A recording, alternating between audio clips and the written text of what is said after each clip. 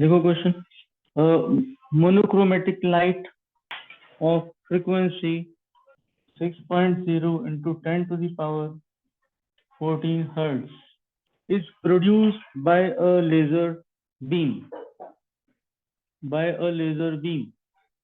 The power emitted is 2 milliwatt. The power emitted is 2 milliwatt. Find what is the energy of each photon and how many photons are produced by the laser. Now, the energy of each photon is given by h nu. We know that E is equal to h nu. And what is h here? Planck's constant. And how much is this Planck's constant? 6.626 or 63 into 10 to the power minus 34. What is the frequency? Into 6.0 into 10 to the power minus plus 14. Energy किसमें आएगी? Joule. This much of joules of energy. कितना है बेटा? ये 6 से multiply करो जल्दी से.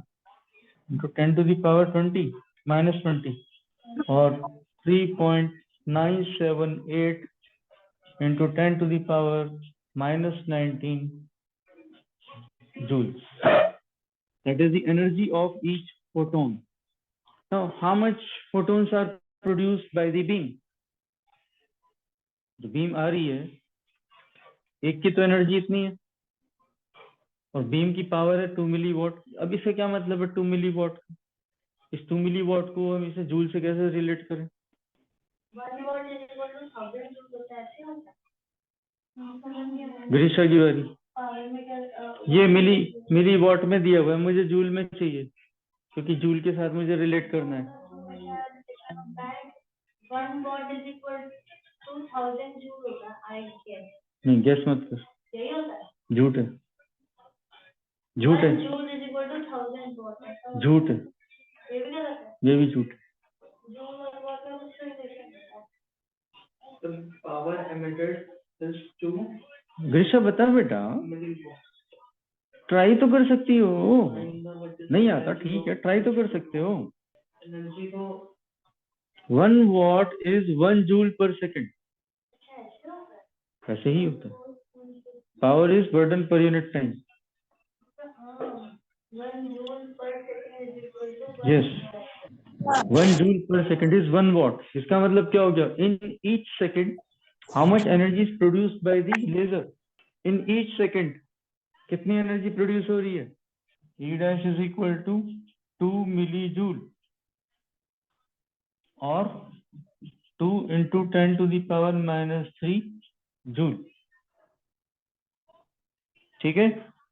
Therefore, number of photons produced, capital N, and is equal to total energy E dash upon energy of photon 2 into 10 to the power minus 3 upon 3.9. इसको round करेंगे तो क्या हो जाएगा? हाँ बेटा, 4.0 into 10 to the power minus 19. कितना हो गया ये? 0.5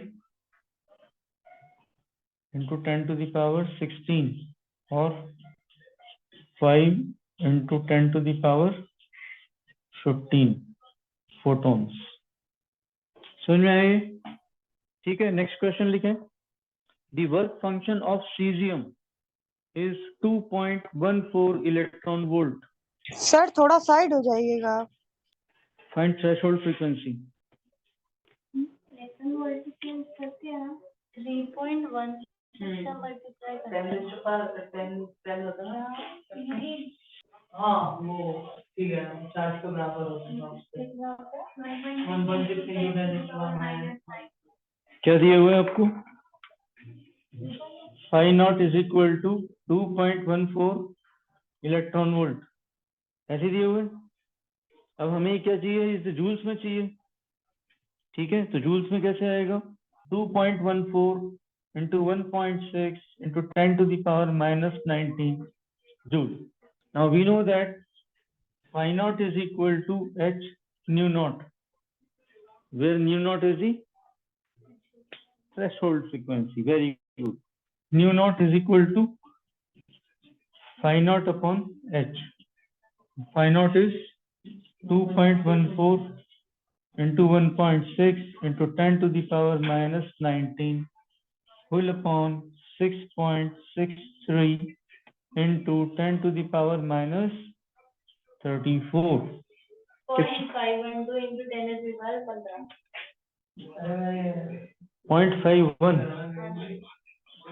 5.1 into 10 to the power 14 hertz. ठीक है बेटा, सेकंड चीज लिखो आगे. The wavelength of the incident light if the photocurrent is stopped by the stopping potential of 0.6 volt. 0.60 volt ये कट ऑफ वोल्टेज है. तो इंसिडेंट रेडिएशन की एनर्जी फ्रीक्वेंसी कितनी होगी वो बतानी है. अब आइंस्टाइन इक्वेशन क्या है बेटा? What is Einstein equation?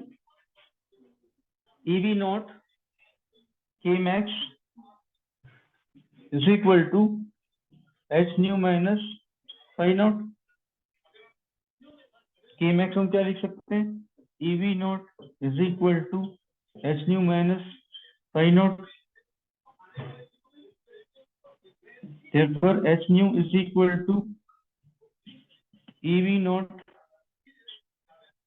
plus phi naught. क्या पूछा है हमसे?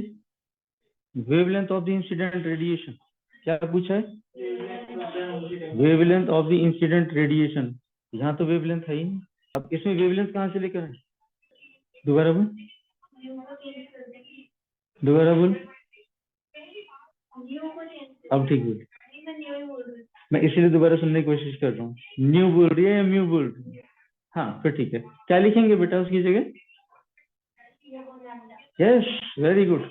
hc by lambda. इसको हम लिखेंगे hc by lambda is equal to EV naught plus phi naught. हमें चाहिए लैम्डा. लैम्डा को इधर ले जाओ, इसको नीचे ले आओ और सॉल्व कर दो. So lambda is equal to hc by EV naught plus phi naught. phi naught अभी निकाला था आपने 2.14 इलेक्ट्रॉन वोल्ट हुई था. हाँ कितना है? What is h? 6.626 10 to the power minus 34. What is the velocity of light? 3 into 10 to the power 8 meter per second. Okay, meter per second यहाँ नहीं लिख रहे हम. EV naught. How much is V naught? 0.6. 0.6 EV plus phi naught कितना है? 2.14. 2.14 EV. So this is 2.14 plus 0.6. 2.2. ये तो होगा. क्यों? 2.2 हो जाएगा. क्यों? 2.2 नहीं हो जाएगा. 2.14 plus 0.6. अच्छा सॉरी 2.74. अच्छा सॉरी 2.7. आप कहाँ सोच रहे हो? क्या बोल रहे थे आप? 2.06 होता तो होता. सो इसको 3 टाइम्स करो फटाफट. 10 की power 34 8 minus 26 whole upon 2.74 EV naught into 1.6 into 10 to the power minus 19. क्या निकाल रहे हैं? वेवलेंथ. तो किस में आएगी? मीटर में आएगी. 4.3 उसके आगे करिए ना बेटा. तो मेरे ख्याल से 5 से बड़ी डिजिट आती जो राउंड ऑफ होके 4. ठीक है. एक्सपेरिमेंट किया किसने था? लिनार्ड हेलबॉक ने. मलाई किसको मिली? आइंस्टाइन को और मिलिगन को. चलो ये तो बढ़िया हो गया। अब जी ये डी ब्रोगली जी आ गए बीच में, ठीक है। अब क्या, डी ब्रोगली जी ने कहा कि जब मैग्नेटिक फील्ड से इलेक्ट्रिक फील्ड बनता है और डिस्प्लेसमेंट करंट में हमने देखा कि इलेक्ट्रिक फील्ड से मैग्नेटिक फील्ड भी बनता है, ठीक है। मतलब ये ड्यूअलिटी ऑफ नेचर है ना, रिवर्सिबिलिटी ऑफ नेचर है, ठीक है। तो अगर वेव्स पार्टिकल की तरह बिहेव कर सकती हैं तो चलते हुए पार्टिकल वेव की तरह क्यों नहीं जा सकते? किसने मना किया? डी ब्रोगली का थॉट था। ड्यूअलिटी ऑफ नेचर जो होती है, if waves can behave like particles, why can't moving particles behave as waves? Wave तो सच मतलब वेव दीवारों के आसपास भी जा सकती है, पार्टिकल्स आपकी दीवार के आर पार थोड़ी ना जा सकते। यार हमने ये थोड़ी कहा दीवार के आर पार जाने, उसकी बात की हमने, दीवार की बात की है। सिंपल बोल रहा हूँ मैं, तेरे को बॉल फेंक के मार रहा हूँ, तो बॉल सीधी नहीं जा रही, बॉल ऐसे ऐसे करके जा रही है तेरे पास, तो व्हाई कांट दिस हैपन? ऐसा क्यों नहीं हो सकता? ये बात समझ में आई? So that was the primary thought of de Broglie. De Broglie हम बोलते हैं, एक्चुअल प्रोनाउंसिएशन डी ब्रॉय।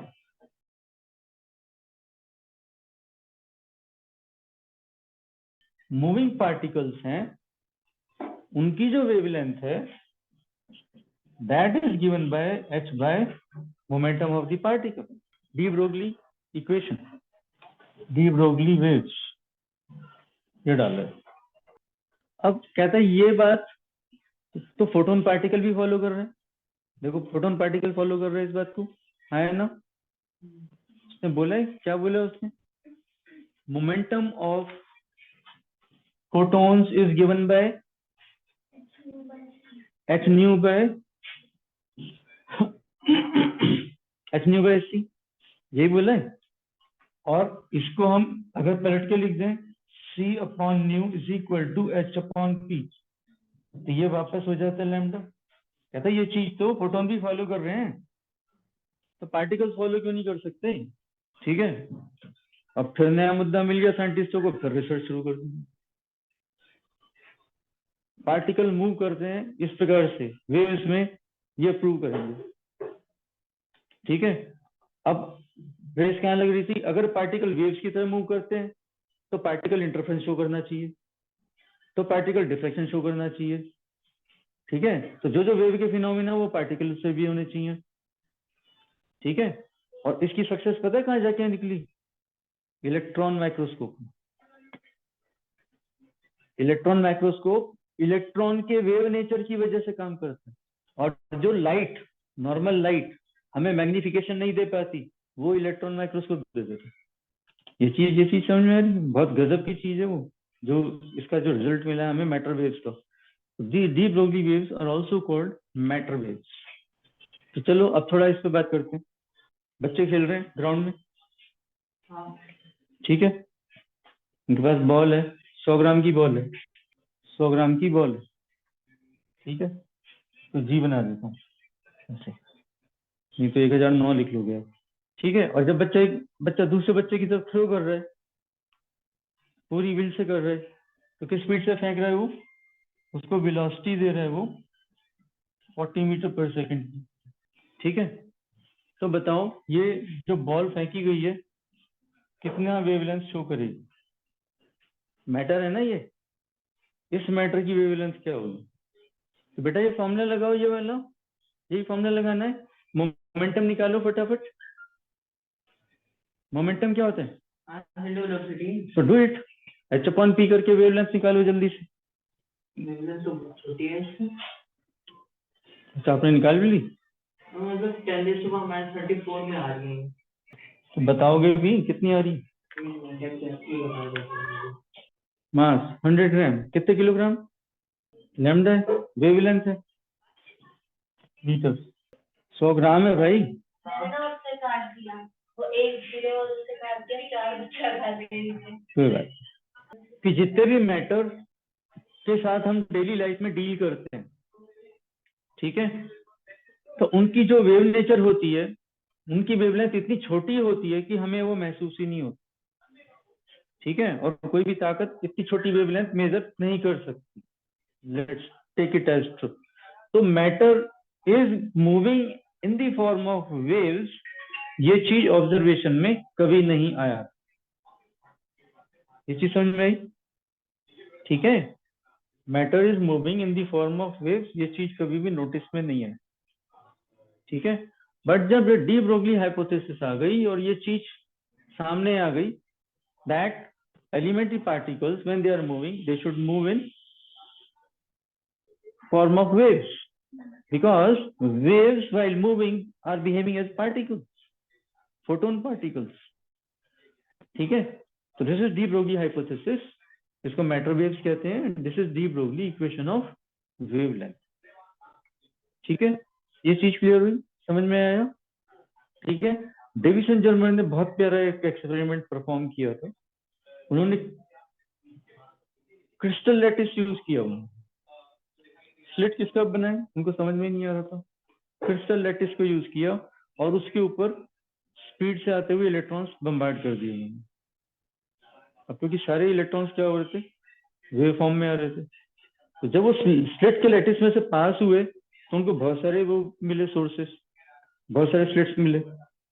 जब उनसे वो क्रॉस कर रहे थे तो क्रॉस करके जो पार गए वो वहां पे उन्होंने डिफ्रैक्शन पैटर्न शो कर दिया, और क्योंकि वो डिफ्रैक्शन पैटर्न शो कर पा रहे थे, ये अपने आप में एक प्रूफ था कि electrons are moving in the form of waves.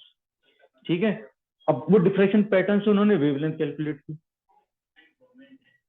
ठीक है, और वो वेवलेंथ इससे भी कैलकुलेट की, वो दोनों मैच हो गए, तो हाइपोथेसिस ट्रू हो गई।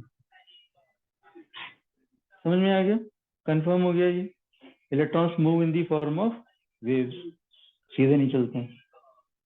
ठीक है, अब क्योंकि इलेक्ट्रॉन इतना छोटा है, ठीक है, अब और वो चलता भी तेज है, ठीक है, तो it can show measurable wavelength.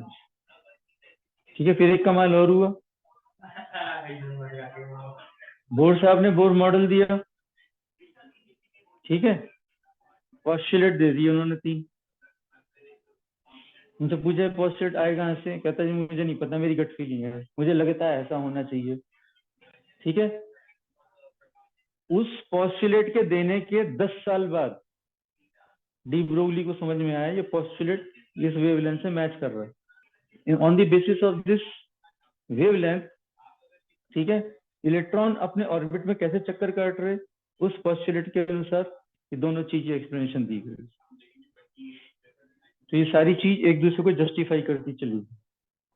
ठीक है, तो ये हाइपोथेसिस फिर ट्रू हो गई। And so this is taken as granted that all matter when move they move in the form of waves. हाँ, electrons are accelerated by, तो एक छोटा सा topic, electrons are accelerated by 100 volts. Find its wavelength. Accelerating voltage कितनी है? 100. Energy of electron कितनी हो गई? EV इन जूल्स, 100 वोल्ट। इलेक्ट्रॉन एक्सेलरेट होगा,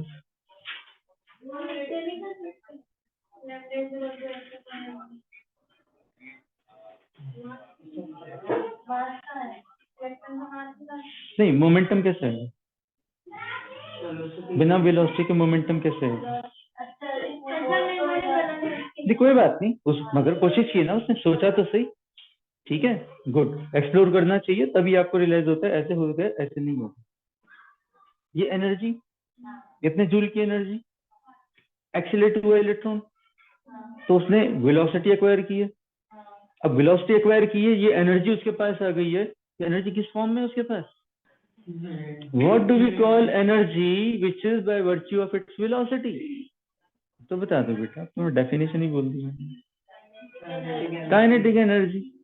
So this energy with the electron is in the form of kinetic energy. अभी बहुत ध्यान से देखना सारी बातें जो मैं बता रहा हूँ, ठीक है। And kinetic energy is given by half mv square. अरे भाग मत, सिखा रहा हूँ, सीख ले। Half mv square. समझ में आ गया? ये कोई डाउट है इसमें? ठीक है, आप थोड़ी तिगड़मबाजी करेंगे क्योंकि हमें अपना उल्लू सीधा करना है। m से मल्टीप्लाई m से डिवाइड, ये हो गया p स्क्वायर अपॉन 2m। ठीक है, इसको ले आओ इधर, तो ये क्या हो जाएगा? p square is equal to 2m ev और p is equal to square root of 2m ev। therefore lambda is equal to h upon p, तो ये हो गया 2m ev, इससे निकलेगा।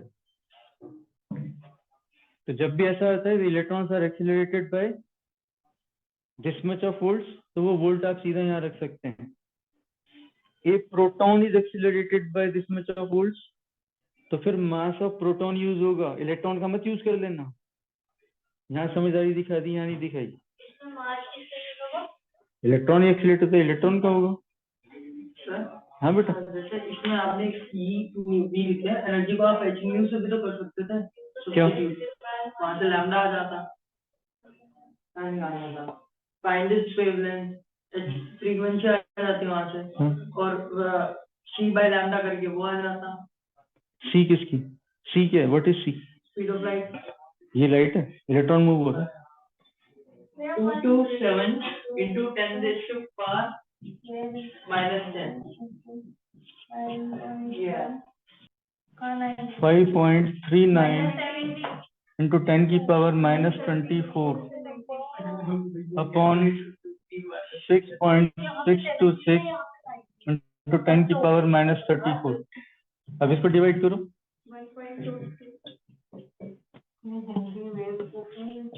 1.22 सर मैंने ऊपर -17 लिखा, नीचे आगे -19 ठीक है, so that is the answer. और इसको हम क्या लिख सकते हैं? What this is equal to? Angstrom. Angstrom नहीं, एंगस्ट्रॉम। 1.227 एंगस्ट्रॉम।